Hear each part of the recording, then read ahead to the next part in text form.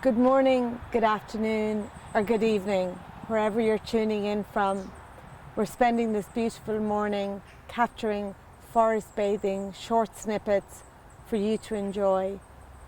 We're on to our fourth invitation, and hopefully you're getting a sense of calm and peace when you're outdoors sitting in your green spot. For our fourth invitation, we're just going to tune in to our feelings, what we feel in textures, what we let happen to our body when we have a sensation. In the forest and the woodlands and in nature, it's wonderful to have different textures to feel and to hold on to grip. And here I'm at the base of a beautiful tree where we've got like carpet smooth moss. And moss was a great feature back in the 1940s in Ireland. We exported huge amounts of moss. And people today ask me, but why moss? How could we export it?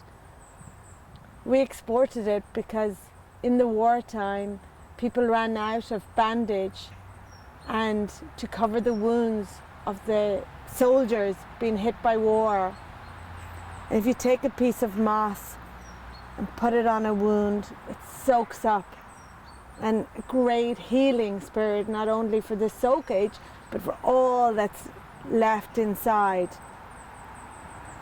So again, when we speak of the benefits of forest bathing, how we revitalize our body when we're in nature, but that we take time to sit with it, and in our sit spot, we feel and we touch and move around it, and let it speak to our bodies and take it in. When everything was being cancelled, we thought, how would we get outdoors again? How would we feel? And this is a great invitation to just sit and play around and be curious, and remember the times when we were small and running outside, and the muckier we got, the better it was. And now we're a little bit precious to fall over or climb a tree or get in touch with a bit of clay in our hands or moss, or indeed appreciating the colours that are out now in the autumn weather by just picking up a leaf and turning it around and noticing the fractals, educating ourselves of what it'd be like to be a leaf falling down, the colours, embracing the outdoors and our sit spot, and being creative to problem solve, being creative in our mind. How do we get ourselves out of this fix? How can we see a different tomorrow, but being present in today? It's all about being today in one spot, and then having the mindset to use these invitations to slow down, to breathe, to be aware of our senses.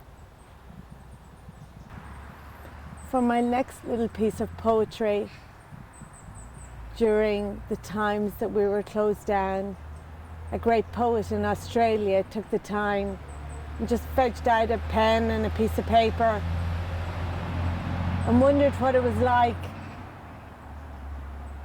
when everything got cancelled. And she wrote the following.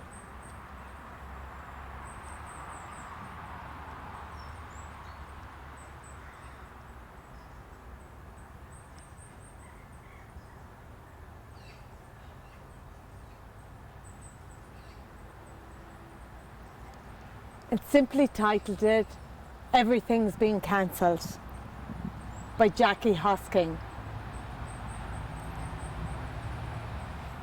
Everything's been cancelled. Did someone tell the birds? I see them flying overhead.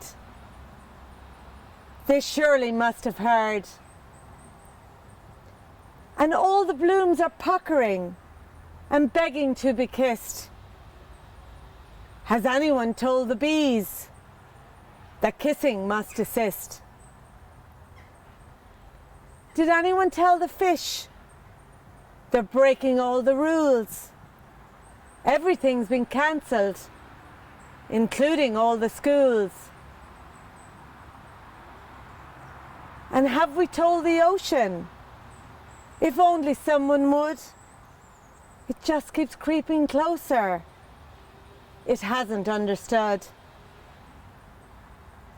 And have we let the insects know that swarming's not allowed? In fact, they shouldn't gather now in any sort of crowd.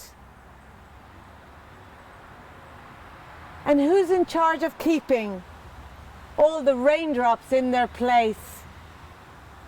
I feel they're taking liberties, splashing on my face.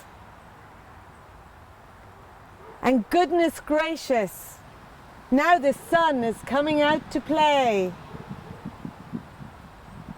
I hope the rainbow understands. It has to stay away.